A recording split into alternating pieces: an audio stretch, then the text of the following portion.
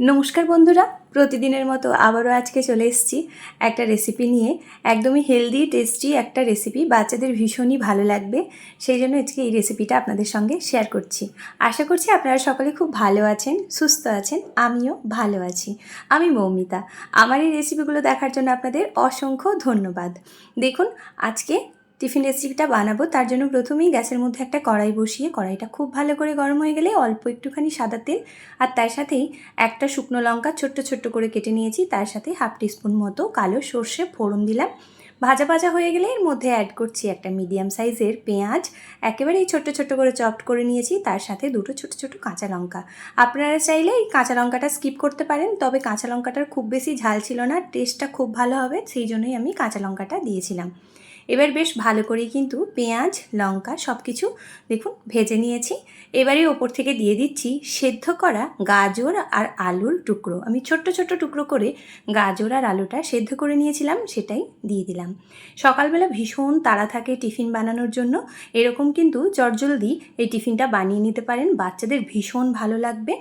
আর দেখবেন tiffin box পুরোপুরি খালি হয়ে গেছে, পরের দিন আবারও এসে বলবে যে এরকমই একটা টিফিন বানিয়ে দিতে। দেখুন আলু আর গাজরটা দিয়ে বেশ ভালো করে দেখুন ভেজে নিয়েছি। এবারেই ওপর থেকে দিচ্ছি অল্প একটুখানি ছানা বাড়িতে ছিল তাই দিয়ে দিলাম ছানা, আর দিলাম টেস্টের জন্য লবণ আর গোলমরিচের গুঁড়ো দিয়েই প্রথমে আবারও ভেজে নেব। ছানা থেকে কিন্তু বেশ খানিকটা জল ছাড়বে, সেই জলটা যত সময় না শুকনো হচ্ছে সেই পর্যন্ত কিন্তু আবারও ভেজে নিতে হবে। দেখুন সুন্দর করে ভাজা ভাজা হয়ে গেছে, কড়াই ছাড়তে শুরু করেছে পুরটা। এবারেই কিন্তু এর মধ্যে আমি অ্যাড করে দেব অল্প একটুখানি সস। বাচ্চারা দেখবেন সস খেতে ভীষণ ভালোবাসে, তাই এই যদি স্টাফিংয়ের মধ্যে একটুখানি টমেটো সস দিয়ে দেন ভীষণই টেস্ট হয়।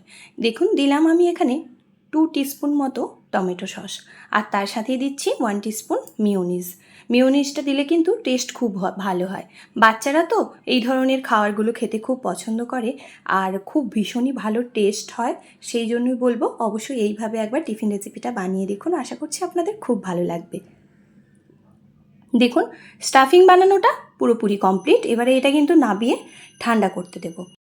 খুব বেশি মশলাও লাগে না, এরমভাবে প্রথমেই স্টাফিংটা বানিয়ে নিলাম। এবার এটা সরিয়ে রাখবো। তারপরেই দেখুন এদিকে একটা ব্যাটার তৈরি করব, তার জন্য একটা মিক্সিং বোল নিয়েছি আর তার মধ্যেই দিয়ে দিচ্ছি একটা ডিম।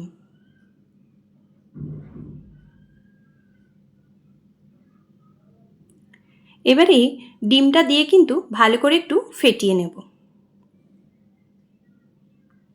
ডিমটা খুব ভালো করে যখন ফেটানো হয়ে যাবে তারপরেই এর মধ্যে আর যে সকল জিনিসপত্রগুলো আমি ব্যবহার করব রান্নার দেখাচ্ছি। দেখুন ডিমটা কিন্তু খুব সুন্দরভাবেই ফেটানো হয়ে গেছে। এবারেই এর মধ্যে আমি হাফ কাপ পরিমাণ দুধ দিয়ে দিলাম, আর দিয়ে দেব হাফ কাপ পরিমাণ জল। দুধ আর জলটা কিন্তু সম পরিমাণ দিতে হবে।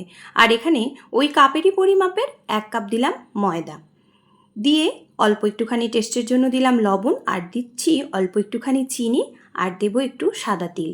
এই সাদা তিলটা দিলে কিন্তু টেস্টটা বেশ ভালো হয়, তাই দিলাম সাদা তিল। এবার দিয়েই ভালো করে ব্যাটারটা তৈরি করে নেব। একদমই একটা স্মুথ ব্যাটার তৈরি হবে, ঠিক সেই পর্যন্ত ব্যাটারটাকে ভালো করে গুলে নিতে হবে, কোনোভাবেই যেন ওই ময়দার গোটা গোটা অংশ না থাকে। দেখুন ব্যাটারটা ভীষণই সুন্দরভাবে আমি গুলে নিয়েছি, দেখাচ্ছি থিকনেসটা ঠিক কীরকম থিকনেস তৈরি হবে। ঠিক এইভাবেই কিন্তু একটা থিকনেস তৈরি করে নিতে হবে, এর থেকে মোটাও করা যাবে না আর পাতলাও করা যাবে না। এরমভাবে বানিয়ে নিলেই কিন্তু তবেই এই টিফিন রেসিপিগুলো একেবারেই পারফেক্ট হবে। এবারে এর মধ্যে খানিকটা আমি ধনেপাতা কুচি দিয়ে দিলাম।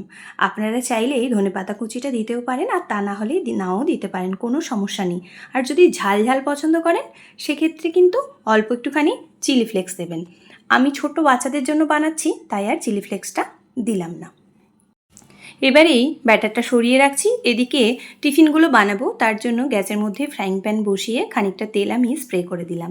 এখানে খুব বেশি তেল দেওয়ার দরকার নেই, অল্প একটু তেল স্প্রে কিংবা ব্রাশ করেও দিতে পারেন। এবার ওর মধ্যেই 1 হাতা মতো ব্যাটার দিয়ে ভালো করে প্যানের মধ্যে দেখুন ছড়িয়ে দিচ্ছি। যেইভাবে গোলা রুটিগুলো আমরা বানাই ঠিক সেইভাবেই ছড়িয়ে দিলাম, দিয়ে খানিকক্ষণ ওয়েট করতে হবে, কালারটা যত সময় না চেঞ্জ হয় ঠিক সেই পর্যন্ত।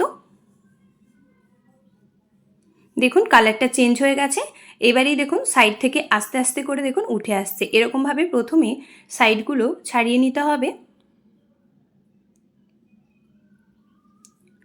তারপরেই উল্টাবেন, তা না হলে কিন্তু চট করে ছিঁড়ে যেতে পারে। ভীষণই নরম এবং সফট হয়, তাই একটু ধীরে সুস্থে কাজটা করতে হবে। উল্টে দিয়ে আবারও আমি খানিকটা তেল স্প্রে করে দিচ্ছি।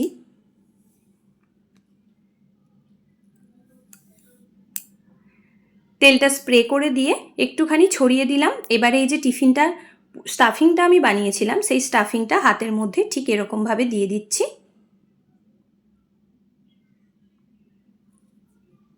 দিয়ে দুই দিকটা কিন্তু একটুখানি সময় ধরে এটা মুড়িয়ে নিতে হবে। যদি এখন না মোড়ানো যায় তাহলে বলবো গরম অবস্থাতে মোড়ানোর কোনো প্রয়োজন নেই, ঠান্ডা হয়ে গেলেও মুড়িয়ে নেবেন, ভীষণ সুন্দরভাবে কিন্তু তখন ওই রোলের শেপগুলো এসে যাবে। তাই আমি খুব ভালো করে এখন শেপ দিলাম না, ঠান্ডা হয়ে গেলেই কিন্তু আরও সুন্দরভাবে শেপটা দেওয়া যাবে। এবারেই উল্টে খানিকক্ষণ এদিক ওদিক করে তেল স্প্রে করে ভেজে নেব। আজকে যে সকল বন্ধুরা আমার চ্যানেলটি ভিজিট করছেন, যদি আমার এই টিফিন রেসিপিটা ভালো লাগে তাহলে বলবো চ্যানেলটিকে সাবস্ক্রাইব করে পাশে থাকা বেল বাটনটি প্রেস করে প্লিজ পাশে থাকবেন, যাতে করে যখনই এরকম ঘরোয়া রেসিপিগুলো আমি পোস্ট করব সবার প্রথম আপনাদের কাছেই পৌঁছে যাবে। আর ভালো যদি লাগে, খুবই যদি ভালো লাগে, তাহলে বলবো অবশ্যই আত্মীয় বন্ধু বান্ধবদের সঙ্গে একটুখানি শেয়ার করে দেবেন। আর কমেন্ট করতে কিন্তু কোনোভাবেই ভুলবেন না। আপনাদের ছোট্ট ছোট্ট কমেন্ট ভিডিও বানানোর অনেকটাই উৎসাহ জায়গায়। দেখুন কত সুন্দরভাবে এই রোলগুলো আমার ভাজা হয়ে গেছে। এবারে আমি এগুলো তুলে নিচ্ছি। দেখতেও যেমনই সুন্দর হয়, খেতে কিন্তু ভীষণই ভালো হয়, বাচ্চারা খুবই পছন্দ করে। পরেরটাও আমি ঠিক ওই একইভাবে ভেজে নেব।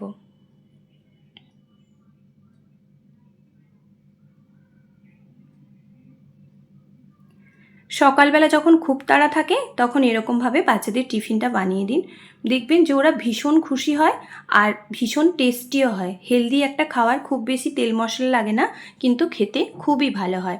অনেক সময় বাচ্চারা একদম টিফিন খেয়ে আসে না, সেই জন্য মায়েদের অনেক চিন্তা হয়। এরকমভাবে যদি বানিয়ে দেন দেখবেন ওরা খুবই পছন্দ করছে। আবারও রুটিটা পাল্টে দিয়ে একইভাবে স্টাফিংটা ভরে নিচ্ছি।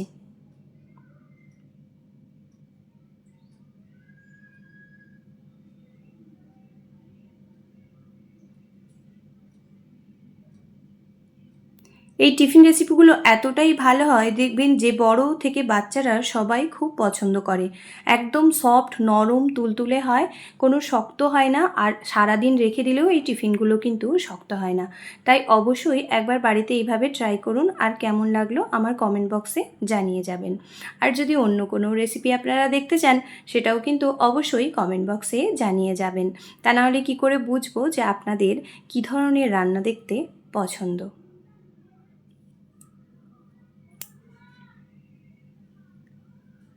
দেখুন সুন্দরভাবে উল্টো পাল্টে এটাও ভেজে আর তুলে নিচ্ছি। পরের টিফিনগুলোও ঠিক এই একইভাবে আবারও বানিয়ে নেব।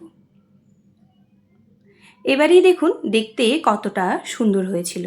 ঠান্ডা হয়ে যাওয়ার পরে কিন্তু আমি সুন্দরভাবে দেখুন শেপগুলো দিয়ে নিয়েছি। দিয়েই এবার আমি এটা পরিবেশন করলাম। কেমন লাগলো কমেন্ট বক্সে অবশ্যই জানাতে ভুলবেন না। ভালো লাগলে লাইক করতে কিন্তু একেবারেই ভুলবেন না।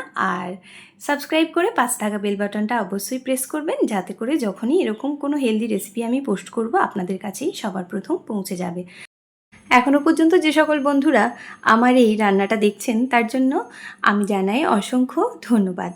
আর ভালো থাকবেন, সুস্থ থাকবেন, আর এরকম হেলদি রেসিপি খেতে থাকবেন। আর অবশ্যই কিন্তু আমার কমেন্ট বক্সে জানিয়ে যাবেন আপনাদের কেমন লাগলো। দেখুন কতটা সুন্দর হয়েছে। আজ এই পর্যন্ত, আবারও আপনাদের সঙ্গে দেখা হবে পরের কোনো রেসিপিতে। তত সময় সকলেই খুব ভালো থাকবেন, সুস্থ থাকবেন এবং সাবধানে থাকবেন।